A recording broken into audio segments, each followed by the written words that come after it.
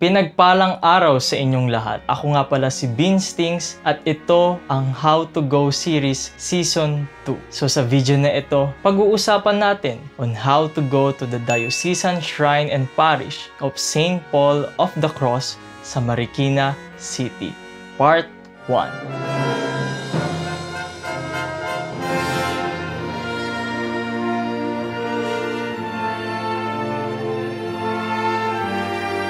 Mabuhay sa inyong lahat. Maraming salamat sa pag-click nyo sa video na ito. So sa video na ito, tutulungan ko kayong mga relihiyoso, relihiyosa, mga devotees of St. Paul of the Cross at mga deboto ng Nuestra Señora de Fatima de Marikina. Tutulungan ko kayong makapunta sa simbahan na ito sa SSS Village sa Marikina City. Dahil taga-South tayo, sa South tayo magsisimula. Pero para sa mga taga-North at taga-East, pwede nyo naman pong sundan ang travel guide na ito. Paalala lang, gagamit lang tayo ng public transportation. So magko-commute lang tayo. Hindi tayo gagamit ng mga private vehicles, gagamit lang tayo ng public transportation. Para sa ganoon, lahat ng mga deboto ay kayang pumunta sa simbahan na ito. Muli, ito ay part 1 ng How to Go to the Diocesan Shrine and Parish of St. Paul of the Cross. Bago tayo dumiretso sa direction time, bigyan ko muna kayo ng kaunting impormasyon tungkol sa birhen na ito at sa simbahan ng Marikina.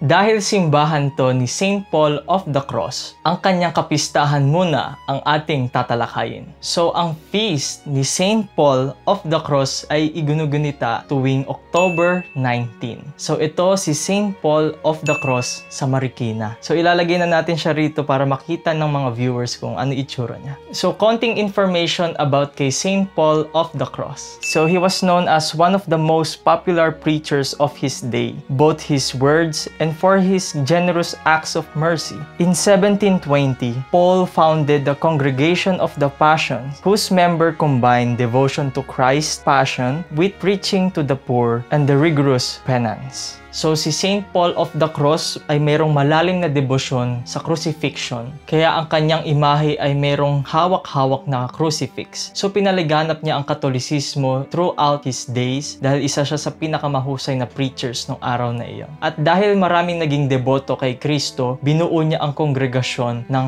Passion o Congregation of the Passion. So yan si St. Paul of the Cross. Pero alam niyo ba na kilala rin ang segunda patrona ng simbahang ito? Ang segunda patrona ng simbahan na ito ay ang Nuestra Señora de Fatima. Dahil malakas ang debosyon niya at kilala rin sa Marikina, talakayin din natin ang kanyang kapistahan. Ang kapistahan ng Nuestra Señora de Fatima de Marikina ay iginugunita tuwing Mayo 13 o May 13. May 13 ang unang aparisyon ng Our Lady of Fatima sa tatlong bata sa Portugal. Kaya iginugunita natin ang May 13 as a solemnity of Our Lady of Fatima. Kaya ang kapistahan ng segunda patrona ng simbahang ito ay May 13 kada taon. Beanstings, naisingit mo yung segunda patrona ng simbahang ito. Ang tanong, canonical coronada ba siya? Since laging ayun ang tanong natin. Well, yes, isa siyang canonical coronada. The segunda patrona of the Shrine and Parish of St. Paul of the Cross received its pontifical coronation on May 12, 2024. Sa taong 2024, ang Fatima ng Marikina ang ikalawang Fatima na nakoronahan sa buong mundo. At ang ikalawang Fatima na nabigyan ng pontifical coronation sa Pilipinas. Kaya pinagpala ang Pilipinas sa taong 2024 dahil dalawang canonical coronation ang ginawa para sa Our Lady of Fatima. So ayan, nabigay ko na yung mga mahahalagang impormasyon ng Our Lady of Fatima na Marikina at si St. Paul of the Cross. Ibigay ko naman sa inyo ang mga mahahalagang petsa ng simbahang ito. So magandang pumunta sa simbahan na ito tuwing October 19 ang kapistahan ni St. Paul of the Cross. Dahil ang simbahan na ito ay under the patronage of St. Paul of the Cross, October 19 ang kapistahan ng lugar na ito. Pwede ka rin namang pumunta sa kapistahan ng segunda patrona ng simbahang ito na ginaganap tuwing May 13. Kapag hindi ka makapunta sa October 19 feast, pwede ka naman pumunta para sa kapistahan ng segunda patrona ng Diocesan Shrine and Parish of St. Paul of the Cross, May 13. Pwede rin kayo pumunta sa Canonical Coronation Anniversary ng Nuestra Señora de Fatima de Marikina tuwing May 12. So, 1 day lang ang pagitan sa kapistahan ng Our Lady of Fatima at sa Canonical Coronation ng Our Lady of Fatima of Marikina. So, itong tatlong petsa ang mahahalagang petsa na pwede mong puntahan ang simbahan na ito. Pero alam ko marami pa silang events na ginagawa. Kaya for more occasion and activities, i-follow nyo yung kanilang official social media pages para nakatuto kayo kung anong ganap sa simbahang ito, kung anong events or occasion ang ginagawa sa simbahang ito. Para ma-schedule nyo na kung kailan kayo pupunta sa Diocesan Shrine and Parish of St. Paul of the Cross. So naibigay ko na ang mga impormasyon tungkol kay Nuestra Señora de Fatima de Marikina at kay St. Paul of the Cross. Pumunta na tayo sa direction time.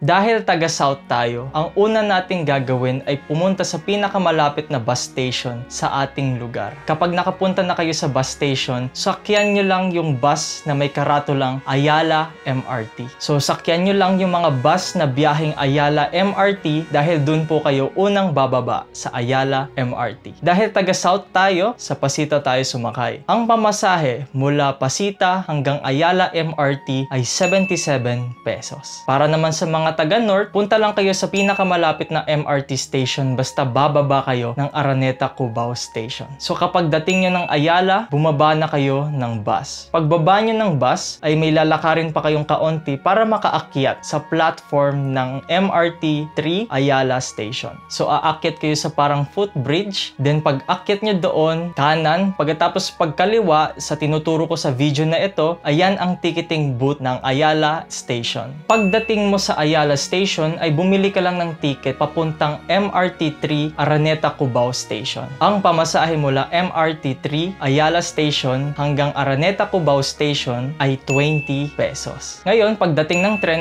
sasakay ka sa tren na yon. Hindi ka naman maliligaw dahil una sa lahat may mga mapa ng estasyon sa loob ng bagon at inaanunsyo naman kung anong station ka na nakakapunta. Basta bababa ka sa MRT 3 Araneta Cubao Station. Pagdating mo ng Araneta Cubao Station ay bumaba ka na sa tren. Ngayon, kapag nakababa ka na sa tren, ang susunod na gagawin mo ay pumunta sa harap ng Gateway Mall sa Aurora Boulevard. Paano makakapunta sa harapan ng Gateway Mall? Ang palatandaan ko lang dyan ay kailangan mong pumunta sa Araneta Cubao Station ng LRT2. Ngayon, paano tayo makakapunta dyan? Pag exit mo ng estasyon ng tren ng Araneta Cubao MRT, may makikita kang mall. Ang mall na yon ay ang Araneta City. Pasok ka lang sa mall na yon at meron namang mga nakasulat sa taas na directions kung paano makapunta sa LRT2 Araneta Cubao Station. To be honest with you, ako ay minsan ay naligaw rin sa pagpunta mula MRT 3 hanggang LRT2. Kaya bear with me guys, pero ganun ang kailangan nating gawin. Para makapunta sa harapan ng Gateway Mall ay pupunta ka sa Araneta Cubao Station ng LRT2. Pero hindi ka pupunta sa Araneta Cubao Station ng LRT2. Pupunta ka lang sa harapan ng mall na iyon. So, konting lakaran lang at nasa mall ka naman, kaya aircon at meron ka namang kasabay na papunta sa Araneta Cubao Station ng LRT2 kaya hindi ka maliligaw. Ngayon, kapag nakita nyo na yung Araneta Cubao Station ng LRT2, lumabas ka. So, hindi ka kakaliwa para umakyat at pumunta sa estasyon, lalabas ka sa mall na iyon. Ngayon, paglabas mo, maglakad ka lang ng pakaliwa para makababa papunta sa kalsada. Okay, konting recap dahil medyo tricky talaga yung part na ito ng travel guide. Pagdating mo ng MRT 3 station ng Araneta Cubao, pumasok ka sa mall at gamitin mo yung mga direction sa taas para makapunta sa Araneta Cubao Station ng LRT2. Pagdating mo na malapit ka na sa LRT2 station ng Araneta Cubao, ay lumabas ka. Hindi ka aakyat sa platform, kundi lalabas ka sa mall na iyon. Yung Gateway Mall, lalabas ka po doon. Paglabas mo, kumaliwa ka para makababa ka sa kalsada na kung saan doon may mga jeep na nakaabang para sa iyo. So nandito po tayo ngayon sa harapan o sa likod ng Araneta Cubao LRT Station. So makikita nyo naman po na marami pong nag-aabang mga jeepney rito. Ayan. So ang sasakyan nyo pong jeep, ang sasakyan nyo pong biyahe ay ang SSS Village. So So maghanap lang kayo at mag-abang lang po kayo ng mga jeepney na biyaheng SSS Village. Dadaan daw po to ng Panorama. And malapit sa Panorama yung SSS Village Elementary School. Doon po malapit na po ang Diocesan Shrine and Parish of St. Paul of the Cross. So mag-ibang lang kayo, maghintay lang po kayo ng biyaheng SSS. Katulad po nito, biyaheng SSS po yan. Sakay po kayo dyan at sabihin nyo na malapit lang po kayo sa elementary school ibaba. Kapag nasa harapan ka na ng Gateway Mall, sumakay ka ng jeep na nakasulat sa karatula niya ay SSS Village. Tandaan po natin, ang Diocesan Shrine and Parish of St. Paul of the Cross ay nakalocate sa SSS Village, kaya yung jeep na sasakyan natin ay dapat may karatulang nakasulat na SSS Village. Ngayon, ang pamasahe ng jeep mula Gateway Mall o ng Araneta Cubao Station LRT papunta sa SSS Village, to be exact sa may Panorama, ay 26 pesos. Note ko lang kayo, mula Araneta Cubao Station o sa Gateway Mall papunta ng SSS Village o sa may Panorama ay may kahabaan ang biyahe. Kaya konting tiis lang at bear with me. Hindi naman sobrang layo pero medyo mahaba lang yung biyahe mo. Pero mabilis naman ang takbo ng mga jeep kaya mabilis ka ring makakapunta malapit sa simbahang ito. Ngayon, ang palatandaan ko para makababa ay tinitignan ko ang mga street signs. Dahil yung bababaan mo, walang masyadong trademark eh. Pero ito ang mapapayo ko sa inyo. Kausapin nyo yung driver at sabihin mo na ibaba ka malapit sa iglesia. Alam na ng mga jeepney drivers ito, kapag sinabi mong malapit sa iglesia ka, ibababa. Makipag-cooperate kayo sa mga jeepney drivers dahil ito lang ang pinaka-best way para malaman mo kung saan bababa. Pero sa akin, nung during my experience, tumitingin ako sa street sign. Kapag nakita ko na ang Lilac Street, pakanan ng Panorama Street, ay bumaba ka na. Or kapag nakipag-guide ka sa jeepney driver, ibababa ka naman sa paliko ng Panorama Street. Ang palatandaan ko kapag bababa na ako ay yung mga malalaking street signs. Yun nga, yung Lilac Street. Kapag nakita mo na yung Lilac Street, malapit ka nang bumaba. At kapag kumanan yung jeep, Panorama Street na yun. So dun ka na bababa. Or kung gusto nyo mapadali ang iyong biyahe, kausapin nyo yung jeepney driver at ibaba ka kamo malapit sa iglesia. So nandito po tayo ngayon sa SSS Village. So yung jeep na sinakyan natin galing po dito, papunta po rito. Ito po, katulad po nitong jeep na ito. Yan. So dito po, dediretso yung jeep sa may Panorama at sa may Lilac Street. Kaso, ang simbahan po ay dito. So, pwede naman po kayo, baba po kayo. Pagkakanan ng jeep po dito sa may Panorama, ay bumaba na po kayo. Pero ayun nga po, so ito po yung itsura ng bababaan mo. Yan. Basta SSS Village po ang sasakyan nyo. Yan.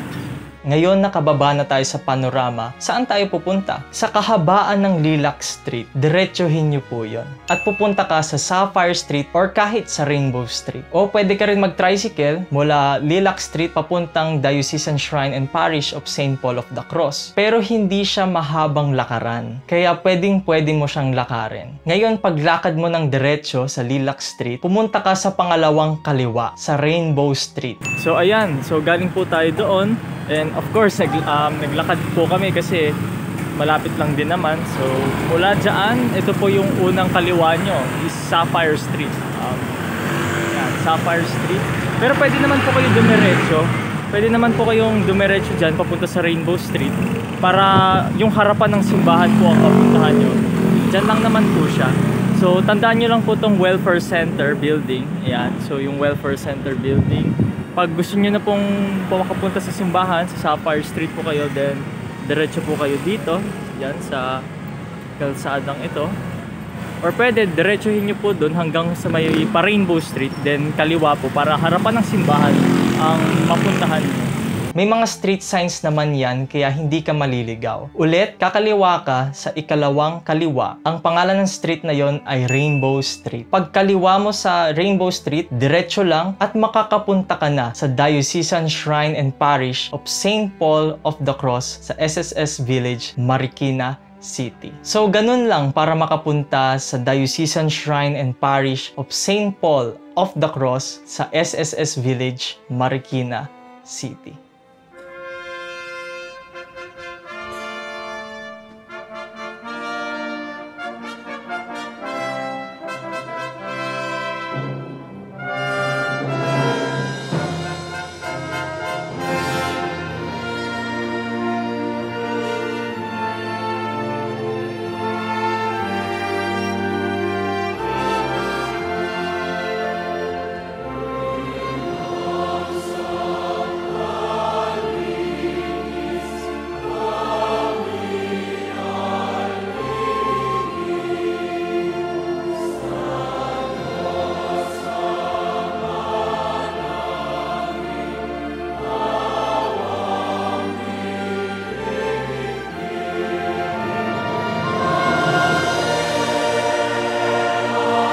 Yan. So, dito na nga po nagtatapos ang video na ito. Muli, maraming salamat sa panonood nyo sa video na ito at sana matulungan ko kayong mga relihiyoso, relihiyosa at mga deboto ng Saint Paul of the Cross at deboto ng Nuestra Señora de Fatima de Marikina. Remember, for more detailed travel guide, subscribe lang kayo sa aming channel na Beans Things. So, marami tayong travel guide na ginawa. Maaari nyong panoorin ito para makapunta rin kayo sa mga simbahang ito. Subscribe lang kayo at sana masuportahan nyo ang aming channel. Follow nyo rin ang aming TikTok channel na @BeansThings. So sa TikTok channel namin, dito namin pinupost ang mga short videos namin. Mga how to go, fiesta highlights, at yung mga ibang shorts na pwedeng i-post sa TikTok. Kaya sana ma-follow nyo ang aming TikTok channel. At syempre, meron din kaming Instagram account. Follow nyo rin ang Instagram account namin na _BeansThings para makita nyo ang mga fiesta highlights by photos. Muli, ito ay mga estampita galing sa Diocesan Shrine and Parish of Saint Paul of the Cross. Ito ang itsura ng Nuestra Señora de Fatima de Marikina at ito ang itsura ng Saint Paul of the Cross. Muli, tapos na ang part 1 ng how to go to the Diocesan Shrine and Parish of Saint Paul of the Cross sa Marikina City. Muli, maraming salamat sa inyong panonood at mag-ingat tayong lahat. Tandaan, magdasal bago bumiyahe. Viva la Virgen! Viva!